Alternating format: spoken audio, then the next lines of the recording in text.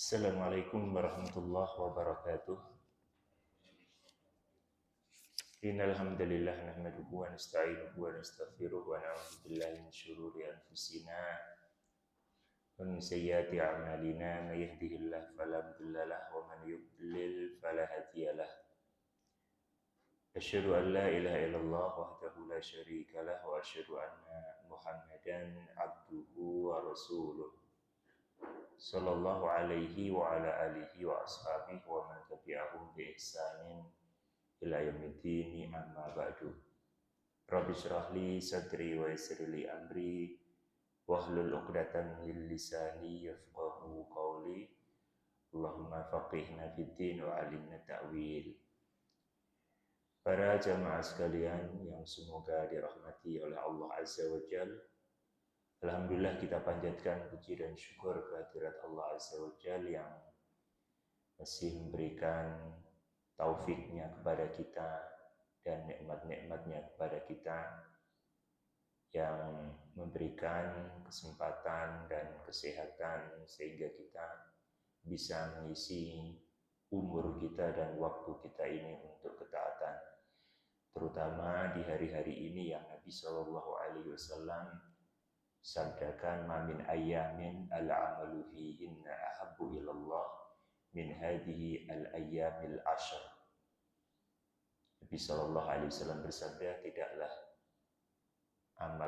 amal soleh dikerjakan itu lebih baik dibandingkan dengan hari-hari ini yang dimaksud adalah 10 awal di bulan Dzulhijjah. Dan di antara amal soleh tentunya adalah apa yang akan kita laksanakan, yaitu menuntut ilmu, bermajelis ilmu. Dan pagi hari ini kita akan melanjutkan pembacaan dari kitab Aina Nahnu min Akhlaqis Salaf yang ditulis oleh Syekh Abdul Aziz bin Nasir Al-Jalil rahimahullahu ta'ala. Kita masih pada bab yang disebutkan oleh penulis, yaitu bab As-Salaf wal Fiqhu Fiddin di kitab saya halaman 44. Terakhir kemarin yang kita baca adalah penukilan dari ucapan Ibnul Arabi min kalami Ibnul Arabi fi tarjamati Abil Husain An-Nuri. Di terakhir kemarin, karena masih ada sambungannya dengan di bawahnya, kita akan ulang lagi. Ucapannya Imam Ibnul Arabi fi tarjamati Abil Husain An-Nuri dalam menyebutkan biografi Abul Husain An-Nuri.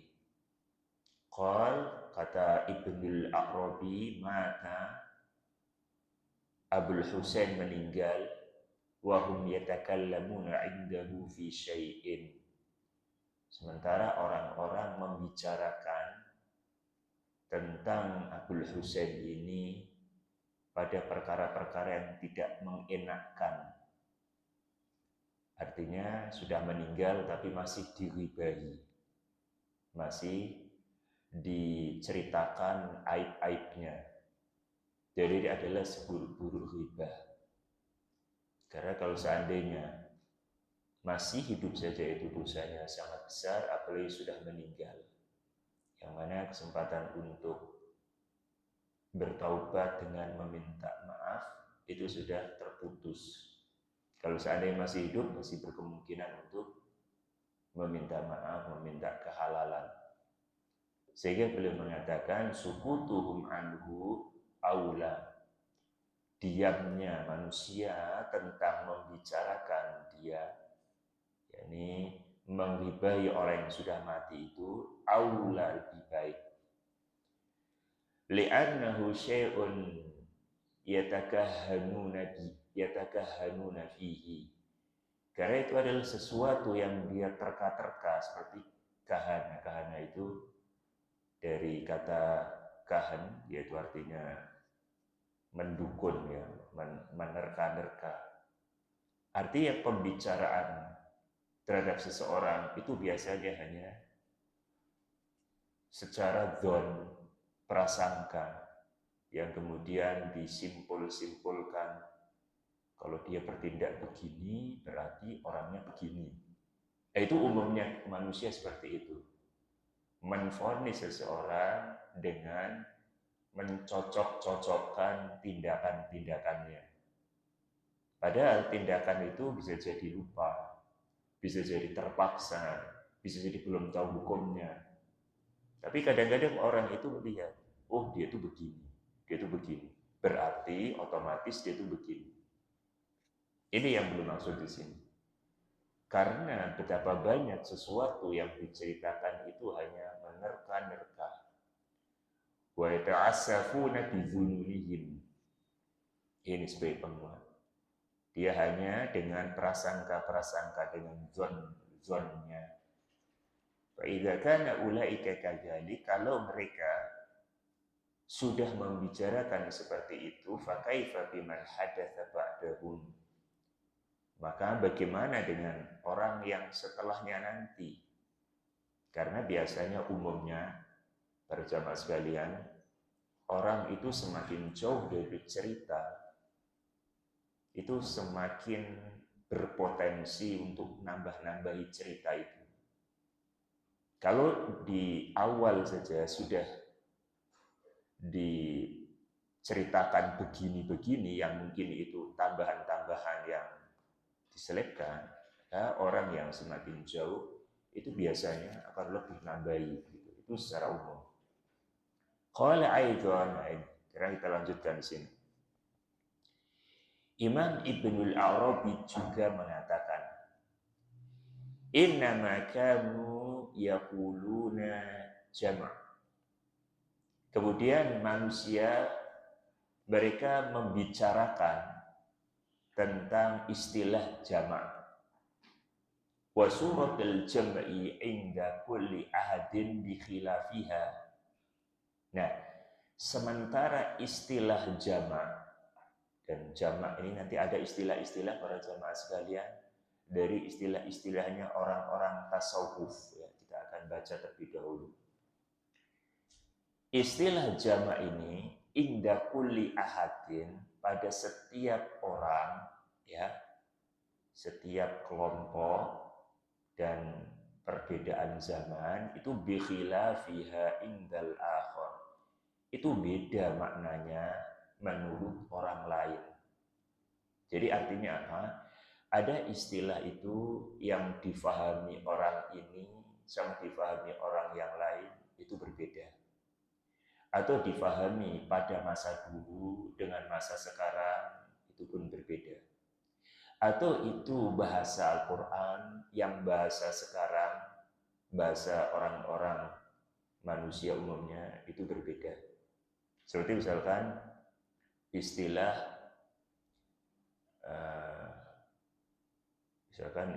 takwil. Takwil itu kalau di dalam bahasa hadis, ya, bahasa ayat bahkan, itu adalah pemahaman terhadap Al-Quran. Makanya Nabi SAW, beliau ketika mendoakan sahabat Ibnu Abbas, Allahumma faqih fiddin wa alimhu ta'wil.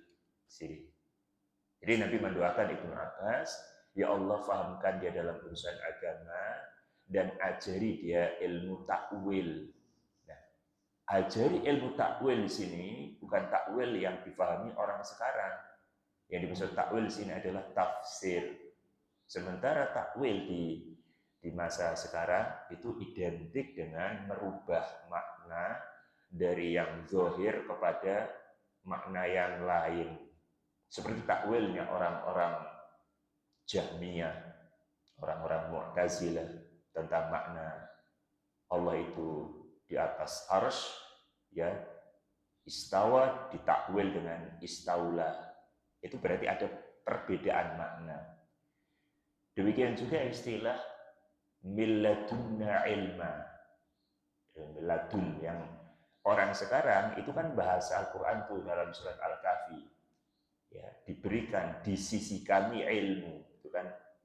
Ya, Allah Subhanahu wa taala memberikan ilmu, ya, kepada Nabi Khidir dalam kisahnya Nabi Musa dengan Nabi Musa dengan Khidir atau Nabi Khidir tersebut Allah bahasakan billadunna ilmu. Allah lebihkan, Allah tambahkan di sisi kami ilmu kepada Khidir. Kemudian muncul istilah sekarang dengan nama khusus ilmu laduni. Yang mana definisi ilmu laduni menurut orang-orang thariqah sufiyah adalah ilmu yang tanpa perantara, langsung dari sumbernya langsung Allah. Sehingga mereka mengatakan orang-orang yang belajarnya melalui guru, melalui kitab, ya melalui sanad-sanad itu belajar dari orang yang mati. Sementara kita belajar dari zat yang langsung, zat yang maha hidup. Kalau kita haddatsana fulan, qol haddatsana fulan, qol haddatsana fulan, kata orang-orang sufi, qol haddatsana qalbi an rabbi. Itu kan ya. Telah menceritakan, menghabarkan ke hatiku langsung rohku sendiri. Di sini ada istilah yang sebenarnya hak, istilah benar sebenarnya, tapi dimaknai dengan sesuatu yang menyimpang gitu. Kembali kepada perkataan beliau. Wa kadzalika suratul fana. Demikian juga istilah kata al-fana. Ya, fana itu sendiri kalau kita artikan artinya yang tidak abadi, lawan dari abadi, dunia itu fana gitu ya. Wa kanu yattafiquna fil asma. Nah, ini. Mereka itu ittifaq dalam nama, ya, namanya sama gitu. Sama-sama jamak, sama-sama fana, wa yakhtalifuna fi maknaha. Tapi mereka berbeda-beda dalam memaknainya. Jadi begitu. Dan istilah fana, istilah jamak, dan istilah yang disebutkan di sini nanti banyak. Itu kalau versinya orang tasawuf, Anda tidak terlalu mendalami ya. Itu apa maksudnya fana itu sendiri, jamak itu sendiri. Tapi yang jelas ada makna tambahan dari bahasa Arab itu sendiri. Fana sendiri artinya ya binasa gitu, akan hancur, lawan dari kekal abadi. Dunia itu fana, sementara akhirat itu kekal, baqo begitu. Li'anna ma tahtal ismi ghairu mahsurin, karena apa yang di bawah nama tersebut itu tidak terbatas. Li'annaha minal ma'arif, karena nama-nama itu termasuk pengetahuan-pengetahuan. Jadi istilah-istilah yang menjadi sebuah disiplin ilmu tersendiri. Qala, kemudian belum menambahkan lagi. Wa kadzalika ilmul ma'rifah ghairu mahsur. Demikian juga tentang ilmu makrifat. Ya. Jadi juga istilah mereka ada makrifat, kemudian ada syariat, kemudian ada hakikat gitu. Ya, ini makrifat ini kalau kita fahami ya, kita yang tidak masuk ke dunia sufi ya, makrifat itu kan pengetahuan, bagus itu. Kita harus punya makrifat kepada hadis, gitu ya, pengetahuan. Makrifat itu dari arafa ya'rifu, makrifah artinya mengetahui. Ya sama dengan ilmu. Berarti sebenarnya makrifat itu bagus. Cuma sekarang jadi istilah tersendiri gitu loh. La nihayata lahu wala liwujudihi. Yang istilah ini tidak terbatas, ghairu masyhur. Jadi la nihayat yang tidak ada habisnya, wala liwujudihi yang tidak ada wujudnya. Wala lidzauqihi dan tidak ada rasa. Ila anqal, hingga beliau mengucapkan walaqad ahsana man qala, dan sungguh baik dan indah apa yang siapa orang yang mengatakan fa idza sami'tar rajula yas'alu 'anil jam'i awil fana, jika engkau mendengar seorang itu yus'al, ya ditanya, 'anil jam'i awil fana, ditanya tentang istilah jamak, itu ala versi sufi tadi, awil fana, atau ditanya tentang istilah fana, au yujibu fihima, atau dia menjawab tentang dua istilah itu, fa'lam annahu farighun, ketahuilah sesungguhnya dia itu hanya farigh. Farigh itu kosong, artinya omong kosong. Arti itu hanya omongan ngigau aja. Jadi kalau ditanya kemudian membahas tentang jamak itu begini, tentang fana itu begini, tentang ma'rifah itu begini, sebenarnya dia itu ngigau, omong kosong. Laisa min ahli dzalik. Dia tidak termasuk orang yang ahli dalam itu.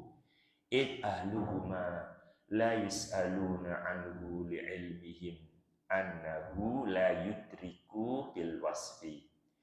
Karena yang ahli sebenarnya tentang jamak, tentang fana, tentang ma'rifah, tentang istilah-istilah itu tidaklah ditanya tentangnya li'ilmihim, karena mereka tahu.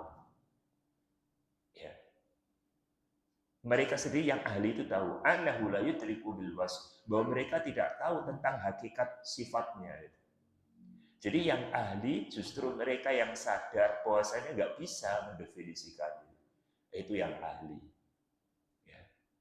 Jadi ada orang itu ahli dengan keahliannya karena pengalamannya, dengan pengetahuannya, justru dia yang menyimpulkan nggak mungkin difahami. Artinya nggak paham. Justru dengan ahlinya itulah dia menyimpulkan mendingan kita nggak usah memahami. Ya. Semakin dia menyimpulkan suatu istilah yang membingungkan ini menunjukkan itu hanya ego, omong kosong saja. Qala Adz-Dzahabi, kemudian Imam Adz-Dzahabi mengomentari ini tentang ucapan Ibnul Arabi ya, tentang istilah-istilah tadi. Ai wallahi, demi Allah, daqqaku wa ammaku, orang-orang itu mendetail dan terlalu mendalami istilah-istilah itu. Di awal kesesatan di Syria, mendetail, mendalami. Wa khadu fi asrarin azimah, lalu mereka masuk ke dalam rahasia-rahasia yang dalam. Rahasia-rahasia syariat. Gitu ya. Ma ma'hum ala da'wahum fiha siwa dhannin wa khayalin. Sementara mereka tidaklah memiliki atas anggapan-anggapan mereka itu siwa dhannin wa khayalin, kecuali hanya prasangka dan khayalan-khayalan. Ya. Terlalu masuk ke dalam menyelami rahasia-rahasia syariat itu, hanya menyimpulkan yang semuanya itu hanya prasangka dan khayal. La wujuda litilkal ahwal, yang tidak ada wujud atau keberadaan litilkal ahwal tentang keadaan itu. Artinya tidak ada hakikatnya sebenarnya itu. Baik itu minal fana, baik itu istilah fana, wal mahwu dan istilah mahwu, was sahwu dan istilah sahwu, was sukar dan istilah sukar. Istilah-istilah yang nggak paham juga nih, istilah-istilah tasawuf ini. Illa mujarradu khotorotin wasawisa, kecuali hanya sekedar betikan-betikan hati dan was-was. Hanya sekedar terbetik dalam pikiran, kemudian was-was. Ma tafawwaha bi'ibaratihim siddiqun, tidak terbahas istilah-istilah ini oleh as-siddiq, yakni sahabat Abu Bakar Siddiq, wala sahib dan sahabat-sahabat, jadi sahabat Nabi, wala imamun minat tabi'in, dan tidak pula ini dibahas oleh imam-imam para tabi'in. Jadi istilah-istilah ini istilah-istilah yang diada-adakan, yang tidak pernah dibahas oleh sahabat, tidak pernah dibahas oleh para tabi'in. Istilah-istilah yang membingungkan, yang kita tinggalkan itu sebenarnya. Fa'idha talabtahum bida'awihim. Nah, kalau ini kata Imam Dzahabi, istilah-istilah itu, kalau engkau menerangkan kepada mereka tentang kesalahan-kesalahannya, ya, kalau kita mengoreksi itu, istilah ini apa ini, istilah bid'ah ya gitu ya. Talabtahum bid'awin. Jika engkau menuntut mereka, artinya engkau menyalahkan mereka dengan anggapan-anggapan mereka itu, maka tuka mereka akan benci kepadamu. Ya, mereka akan benci, murka, tidak suka denganmu. Waqalu, dan mereka mengatakan mahjubun. Jadi klaim mereka ini. Jadi yang mengatakan Imam Az-Zahabi. Kalau kita membantah ini istilah-istilah ini atau membantah tentang cara beragama mereka itu, maka mereka akan membenci. Lalu mereka akan mengatakan mahjubun. Mahjubun itu tertutup. Artinya tertutup, ini belum sampai ilmunya. Kan gitu tuh orang-orang sufi ketika misalkan kita yang beribadah, ya kita belajar kitab Sahih Bukhari, kitab Sahih Muslim, kitab Riyadhus Shalihin, belajar hadis, mereka mengatakan, orang itu belum sampai derajat kita. Itu maksud mahjub. Mahjub itu masih terhalang. Ya masih TK, ya, belum paham. Kalau kita ini sudah levelnya sudah kuliah barangkali, levelnya sudah tinggi, mereka belum sampai.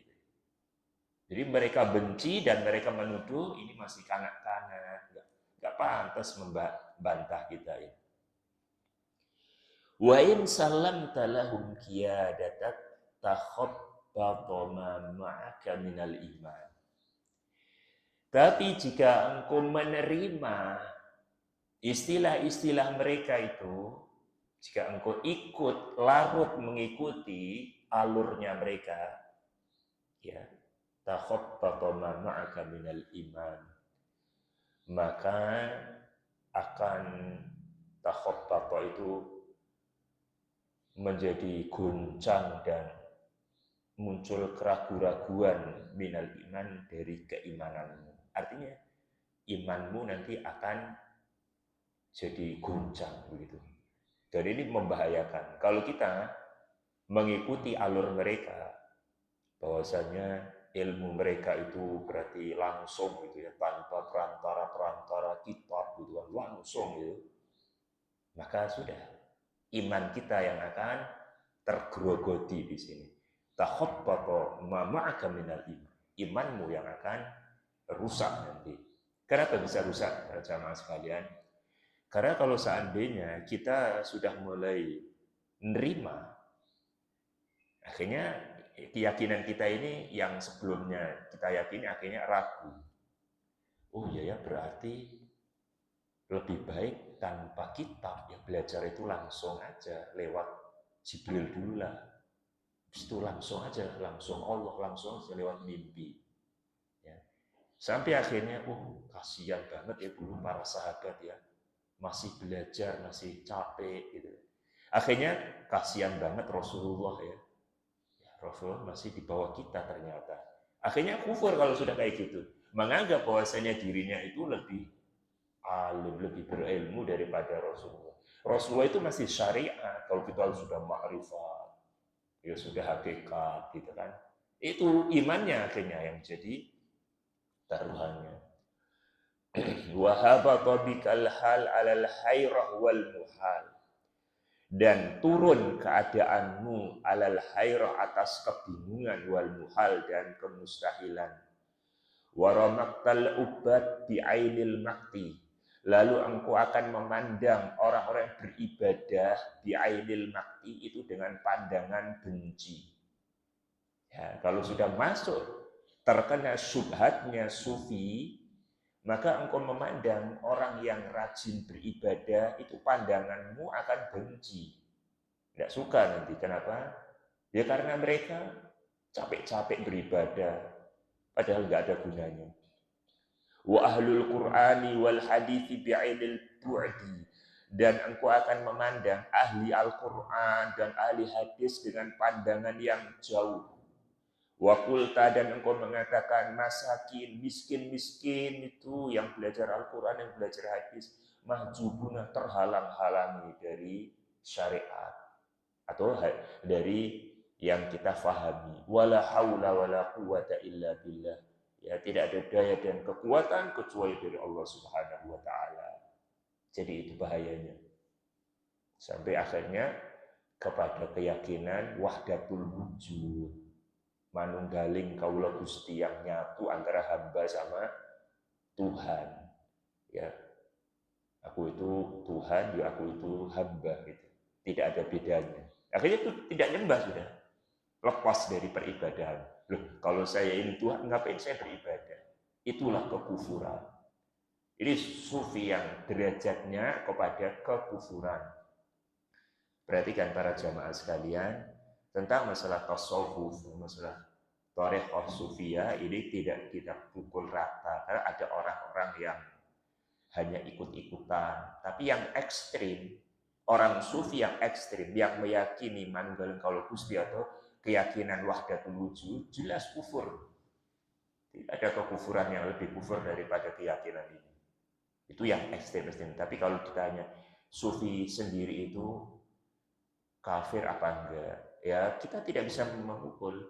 Karena beda-beda orang. Pengikutnya kan beda-beda. Ada yang ikut-ikutan, ada yang masih belajar-belajar, ya, ada yang memang dia adalah tokoh utamanya, ya, ada yang memang ekstrim banget. Ya. Kemudian di sini Imam Az-Zahabi melanjutkan tentang istilah at-tasawuf ini.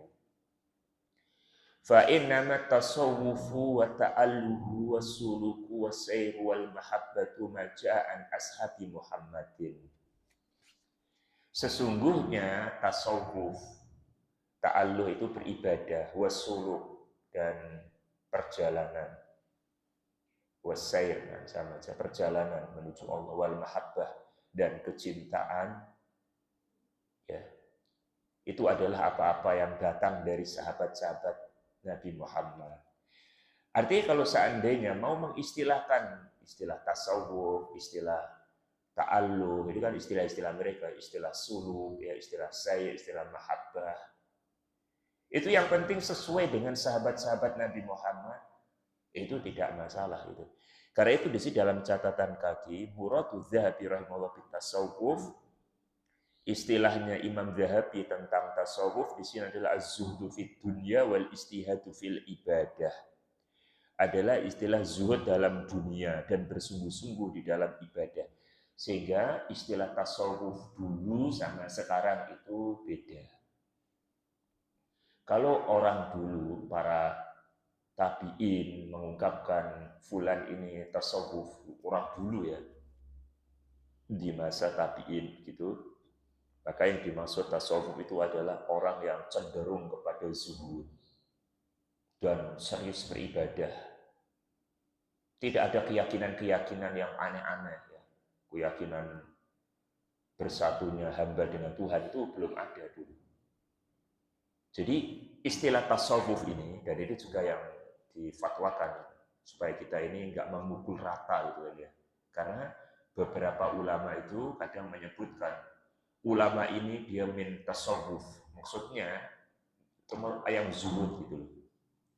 Jadi ada ulama-ulama dulu di masa tabi'in yang mereka memiliki pemahaman tasawuf, ini beda dengan pemahaman tasawuf sekarang. Kalau para salaf dulu yang cenderung ke tasawuf itu maksudnya adalah yang cenderungnya itu kepada zuhud, ya, dan bersungguh-sungguh di dalam ibadah tanpa punya keyakinan-keyakinan kufur, keyakinan-keyakinan sufi yang sekarang ini tentang nurnya Muhammad, ya, tentang Allah itu di mana-mana, tentang ini, tentang itu. Kalau yang seperti ini jelas sesat. Adapun dulu hanya kecenderungan terhadap zuhud dan kesungguhan terhadap ibadah. Gitu. Wala'alla al-aula at-ta'bir bidzalika badalan min kalimah at-tasawuf. Oleh karena itu lebih baik kalau sekarang itu kita ganti dengan zuhud daripada istilah tasawuf. Kalau dulu istilah tasawuf, kalau sekarang istilah zuhud. Fi awalan kalimatun muhdasah. Ya, kalimat tasawuf itu pertama adalah kalimat yang muhdas, yang diadakan, lam takun ala ahdil qurunil mufaddalah, yang tidak ada dalam zaman generasi terbaik, yaitu zaman sahabat, tabi'in dan tabi'in. Wa tsaniyatun ilmun ala farqin ala firaqin dhallat anis sunnah. Kemudian yang kedua, itu adalah satu ilmu yang sesat dari jalan sunnah, wasyabat tariquha al-ibtida, dan jalan metodenya itu lebih kepada ibtida, yaitu kebid'ahan. Ya, itu istilah at-tasawuf. Ya, dan mereka pun ketika mengatakan sufi itu nisbah kepada tasawuf atau dari wal, kan mereka sendiri bingung tentang istilah sufi dan tasawuf, yang mana istilah-istilah itu memang istilah yang dulu belum ada. Kemudian kembali kepada apa yang beliau sampaikan. Minar ridho anillah, dari ridho kepada Allah, waluzumi taqwallah, dan berpegang dengan takwa kepada Allah, wal jihad fi sabilillah, dan jihad di jalan Allah, wa ta'addub bi adab syariah, dan beradab dengan adab-adab syariah, minat tilawati bitartilin wa tadabburin, dengan membaca dan tartil dan tadabbur, ya, baca Al-Quran dengan tartil dan tadabbur, wal qiyami bi khasyatin wa khusyu'in, dan dengan sholat secara khusyuk, ya, khasyah itu rasa takut, wa saumi waktin, dan puasa di satu waktu, wa iftari waktin, dan tidak berpuasa di waktu tertentu. yakni kadang ya puasa sunnah, kadang ya tidak puasa sunnah. Dan seperti itu, sunnah Nabi kan seperti itu. Tidak setiap hari puasa sunnah terus, itu kan menjadi sunnah. Wa badlil ma'ruf, dan memberikan sesuatu yang ma'ruf, yang baik, ya, berbagi kebaikan. Wa kathratil itsar, dan mendahulukan kebutuhan orang lain, itsar itu. Wa ta'limul awam, dan ngajari orang-orang awam. Wa tawaddu'i lil mu'minin, dan tawadhu pada orang yang beriman. Wa ta'azzuzi 'alal kafirin, dan merasa mulia kepada orang-orang kafir, ya, tidak minder sama orang kafir itu. Maksudnya, kita ini mulia di atas orang kafir. Wa ma'ahada, bersama ini semua, fallahu yahdi man yasha'u ila siratin mustaqim. So, ya Allah yang akan memberikan hidayah kepada siapa aja kepada jalan yang lurus. Lalu beliau mengatakan, wal alim idza ariya min at-tasawwuf wa ta'alluq fa huwa farighun. Orang yang berilmu yang tidak memiliki tasawuf, perhatikan ini, istilah tasawuf yang tadi disebutkan sebelumnya. Dan saya tekankan lagi, sebagaimana tadi dalam catatan kaki, istilah tasawuf di kalangan salaf itu istilah yang sama dengan zuhud. Jadi kalau orang ulama-ulama salaf menyebutkan tasawuf pada fulan-fulan ini, maksudnya kecenderungan terhadap zuhudnya tinggi. Cuma untuk sekarang kita tinggalkan istilah tasawuf itu, kita ganti dengan istilah zuhud. Ya, fulan ini masya Allah zuhud. Ya, kalau misalkan ya di zaman sekarang ada mungkin ulama-ulama atau ustadz-ustadz yang masya Allah zuhud, ya jangan mengatakan masya Allah ustadz ini tasawuf banget, ya janganlah. Karena istilah ini sudah mulai berkonotasi buruk gitu loh. Ya, sebagaimana istilah takwil tadi ya. Jadi kalau masya Allah ini ustadz ini dalam mentafsirkan Al-Quran, jangan mengatakan masya Allah ya ustadz ini tuh takwilnya, ya, sukanya mentakwil terus. Jangan, buruk nanti malah. Ahli takwil itu kan ya. Tapi kita katakan masya Allah ustadz ini ahli dalam tafsir gitu. Demikian juga tasawuf ini, ya janganlah kita pakai istilah ini, tapi pakailah istilah zuhud tadi. Tapi istilah ini, kata Imam Az-Zahabi, orang yang berilmu, idza ariya itu telanjang, ini kosong. Orang berilmu atau orang yang cerdas yang tidak punya tasawuf, fahuwa farighun, maka dia itu hanya kopong, kosong, nggak ada gunanya. Gitu. Nah, kalau kita artikan untuk sekarang ini, orang berilmu yang tidak zuhud, nggak ada gunanya ilmunya. Ya, berarti zuhud itu suatu yang memang dituntut. Lalu bahasanya Imam Zahabi, yaitu tadi tasawuf yang ala salaf tadi. Seorang yang berilmu, yang cerdas, berilmu yang cerdas, yang tidak punya zuhud atau tidak punya tasawuf, dalam arti kita zuhud, itu farihun, itu kosong dia. Kama anna sufi idza ariya min ilmi sunnah zalla an sawa'is sabil. Sebagaimana orang sufi menurut beliau, berarti orang sufi itu apa? Orang yang zuhud. Gitu. Sebagaimana orang yang zuhud, tapi nggak mau belajar sunnah, nggak mau berilmu dia, maka dia akan tergelincir an sawa'is sabil, dari jalan yang lurus. Jadi kalau ada orang ahli ibadah zuhud tapi kok nggak belajar, sesat dia. Orang yang belajar tapi nggak zuhud, dia juga kosong, nggak ada gunanya ilmu. Jadi pentingnya ilmu dengan ya ini sifat zuhud tadi. Baik, sekarang kita lanjut pembahasan berikutnya. Wa'allaqa adz-Dzahabi fi tarjamatihi lil Khalifah al-Abbasi al-Mustanjid billah. Imam Az-Zahabi mengomentari dalam biografi Khalifah Al-Abbasi Al-Mustanjid billah. Biqaulihi, dengan ucapannya, kata Imam Az-Zahabi dalam komentarnya terhadap Khalifah ini. Al-Imam, pemimpin itu ya, imam.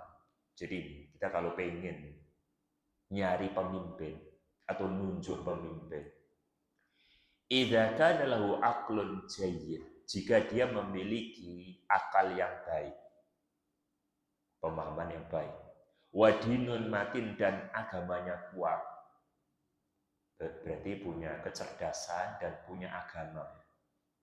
Soluhabihi amrul mamalik, maka akan baik urusan kenegaraan, ya, yakni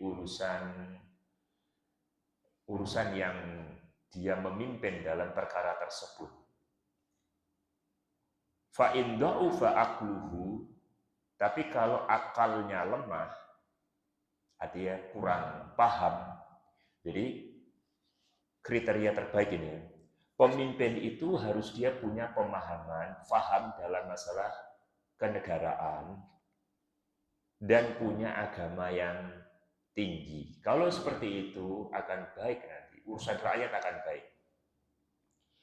Tapi kalau dia lemah pemahamannya, ya ngatur ini gimana secara ilmunya, ini kurang paham begitu. Wahasuna diyanatu, tapi agamanya baik. Ya. Dia itu ahli agama, tapi kalau harus ngatur umat kurang paham. Gimana ya seperti ini? Hamalat dinu ala musyawarati ahlil hazmi fasaddadat umuruhu.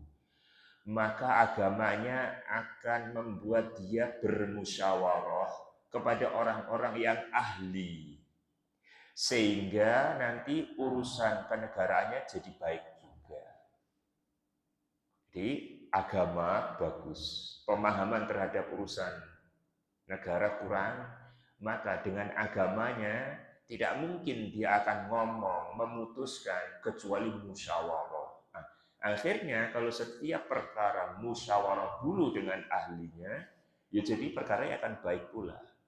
Wa masyatil ahwal, dan keadaannya akan berjalan dengan baik. Tapi wa in qalla dinu, tapi kalau agamanya minim, sedikit, wa nabula ra'yuhu, tapi cerdas akalnya. Kalau pertama, akalnya cerdas, agamanya tinggi, bagus sekali. Yang kedua, kalau akalnya kurang, tapi agamanya baik, akhirnya dia musyawarah, akhirnya baik juga. Yang ketiga, kalau agamanya minim, Imannya minim, takwanya minim, tapi akalnya cerdas. Ta'ibat bihil bilad wal ibad. Akan lelah negeri ini dan hamba-hambanya.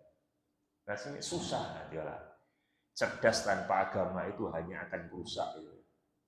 Waqad yahmiluhu nublu ra'ihi ala islahi mulkihi.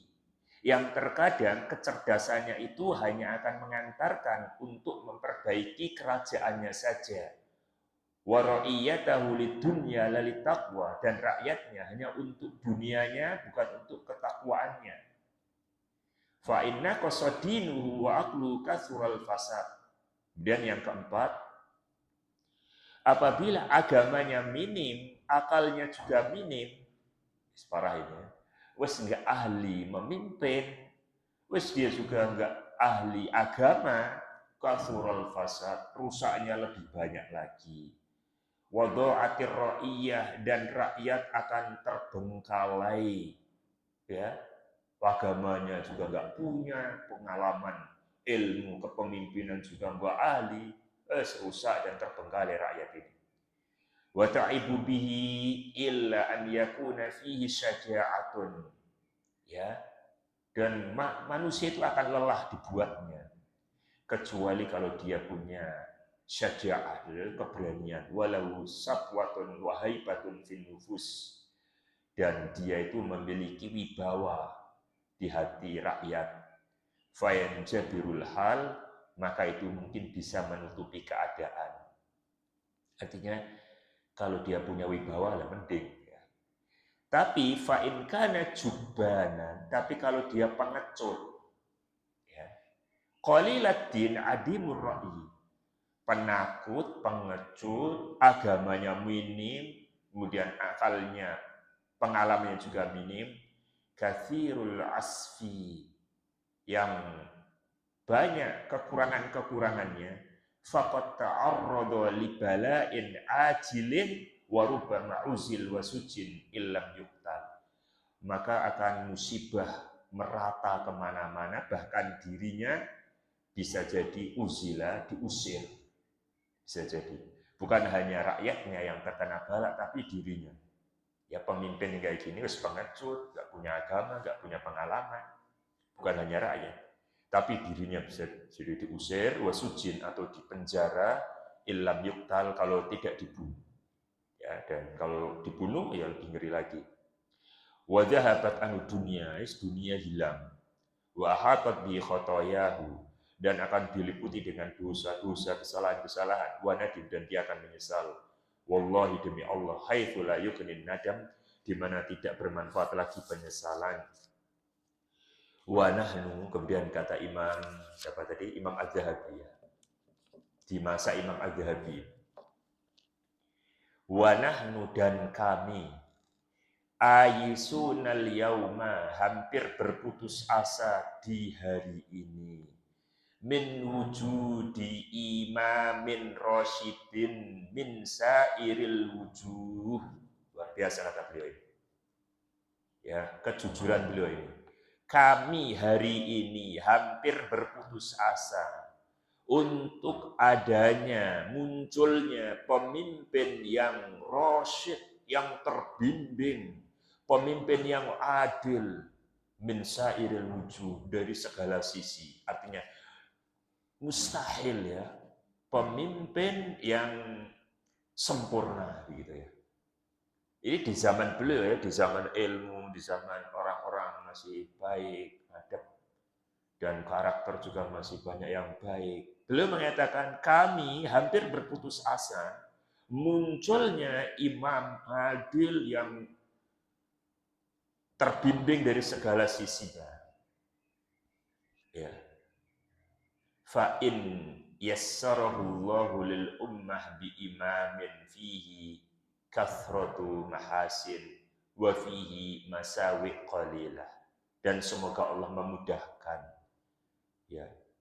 Dan kita pun berdoa seperti ini, semoga Allah mudahkan kepada umat ini munculnya pemimpin yang banyak baiknya dan sedikit keburukannya. Ini nilai itu.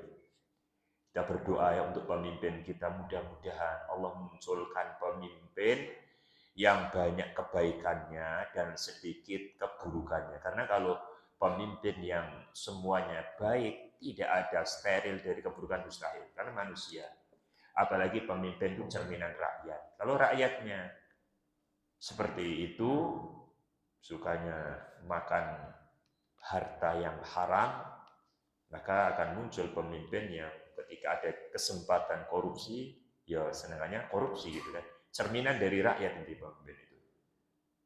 Faman lana bihi. Maka siapa dari kami yang bisa seperti itu? Ya. Yang dari kami ini muncul nanti pemimpin yang baik, itu lebih banyak daripada keburukan-keburukan. Allahumma fa'aslihir ra'iya war ra'iyah. Dan beliau mendoakan, ya Allah, perbaikilah rakyat kami dan perbaikilah pemimpin kami dan rakyat kami. Ya, sekarang zaman yang seandainya Imam Zahabi hidup di masa kita ini, apa yang beliau ucapkan ya? Ya rakyatnya, bahkan ahli ibadahnya, bahkan tokoh-tokohnya. Ya, apalagi zaman media sosial yang semuanya dibuka itu kan. Ya orang-orang yang ditokohkan ya, oleh masyarakat yang disebut dengan kiai-kiainya, bahkan melakukan tindakan-tindakan yang senonoh begini dan begitu, ya, sehingga benar-benar kondisi orang awamnya sampai sudah trauma dengan pesantren, dengan begini, kan. Apa yang beliau ungkapkan seandainya Imam Az-Zahabi itu ya dihidup di masa kita ini.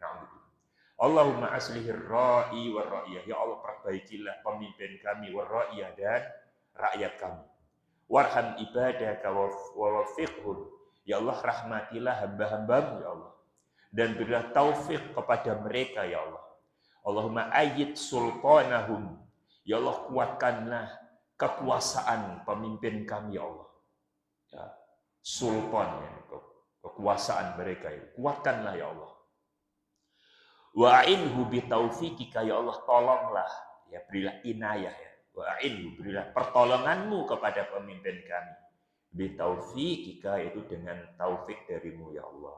Amin ya rabbal alamin. Dan ini adalah salah satu di antara kebiasaan para salaf yang mendoakan kebaikan rakyat, mendoakan kebaikan pemimpin. Bahkan kata Fudail bin Iyad, seandainya saya punya satu doa yang mustajab, kata Fudail bin Iyad, maka doa itu saya tujukan untuk pemimpin saya, karena baiknya pemimpin itu untuk kebaikan kita semua. Sementara kalau untuk baiknya kita, itu bisa jadi orang-orang akan melakukan kerusakan dan kemaksiatan. Demikian barangkali para jemaah sekalian bisa kita baca di kesempatan pagi yang baik ini, semoga bermanfaat. Dan kita akhiri dengan dua fatul majelis. Assalamualaikum warahmatullahi wabarakatuh.